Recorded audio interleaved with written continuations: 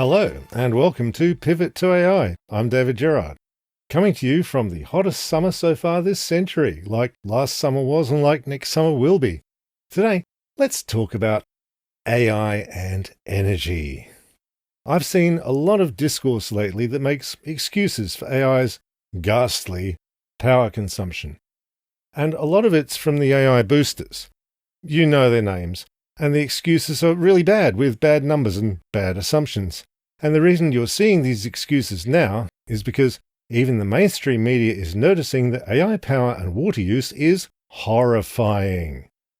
And you, as someone who lives in the world, should be getting angry about it. So they got to run defense. Quite often, they're making what are literally old excuses for the power consumption of Bitcoin mining, which I used to cover at length over on the Attack of the 50-Foot Blockchain blog, but with the buzzword changed for their pivot to AI. Or these guys claim AI data centers don't use lots of water, which they extremely much do. Here's a quote from those well-known greenie communists at Bloomberg. 2/3 of new data centers built or in development since 2022 are in places already gripped by high levels of water stress.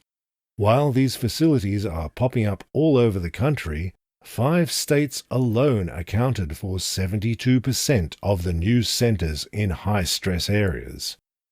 Or, and they love this one, the AI fans claim you just can't work out the marginal cost of one query in electricity. It's just impossible. There's no way to work out a number, because there's other things in the system using power, and that means you can't do arithmetic for some reason. Like, never mind that back here in the real world, accounting can and does book things their share of the total system. That's the normal thing. Divide number of whatever, queries or Bitcoin transactions, by the total terrible energy use. That's absolutely standard.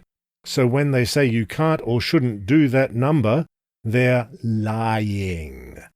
One common grifter excuse for this is to say the energy is mostly used in training the models, and each query hardly adds anything by comparison. This appears to be another straight-up lie. MIT Tech Review just did a deep dive article on AI energy, which I've been going through, and they talk to experts who say, nah, it's the inference. It's answering each query that costs most of the power. As conversations with experts and AI companies made clear, inference, not training, represents an increasing majority of AI's energy demands and will continue to do so in the near future. It's now estimated that 80 to 90% of computing power for AI is used for inference. That 80 to 90 number doesn't have a calculation in the article, so it appears to be from the experts they spoke to. But the bottom line is, each individual query you make to ChatGPT really does pump out carbon. It has a number, and you have your share of the infrastructure as well to generate that request. So, just in today, our good friend Alex de Vries Gouw writes a site called Digiconomist. He's covered cryptocurrency and Bitcoin power use closely for several years now. He started looking at the new AI bubble in 2023, and he worked out that AI would beat Bitcoin's power use by 2027 if all the numbers kept going up as they were. But AI has actually gone way faster than that. De Vries Gouw has a new paper in the journal Joule. AI systems were responsible for up to 20% of global data center power demand by the end of last year. Moreover, this share could approach half of data center power demand by the end of the year, as the power demand of AI systems could rise to 23 gigawatts. This exceeds the current power demand of cryptocurrency mining and is equivalent to twice the power needed to keep my home country, the Netherlands, running. Alex had to work to extract these numbers. The AI vendors do not release numbers on their power use.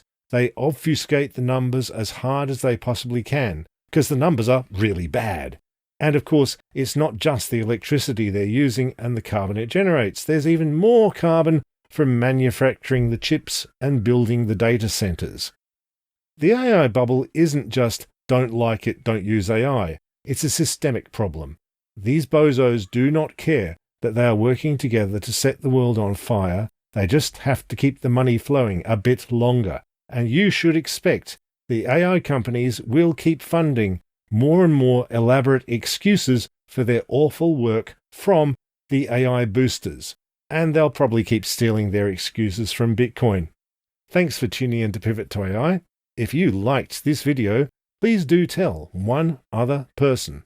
Like, subscribe, leave a review, and please do sign up for the Patreon in the show notes and send a few dollars our way to keep this work going. Thank you all, and bye for now.